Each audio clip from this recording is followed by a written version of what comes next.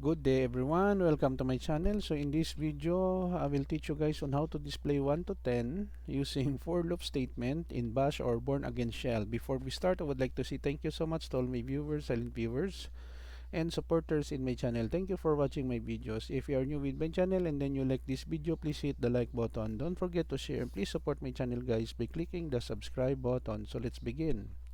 I will put a link in the video description where you can download the complete source code of our tutorial video for today for free in my two websites. You may click the notification bell so that you will be notified with my newly uploaded video. Okay, so we have here in Gano Nano, echo-e, new line here, title of our program, echo-e, because we have a new line here, display 1 to 10 using for loop in bash, using for, we have here I equals 1, semicolon I less than or equals to 10, increment, do, echo, $I to display done. The syntax of for loop statement in bash is similar to C programming language. There are some difference, the additional parentheses here, the outer parentheses, and then the use of the do and then the done. Huh?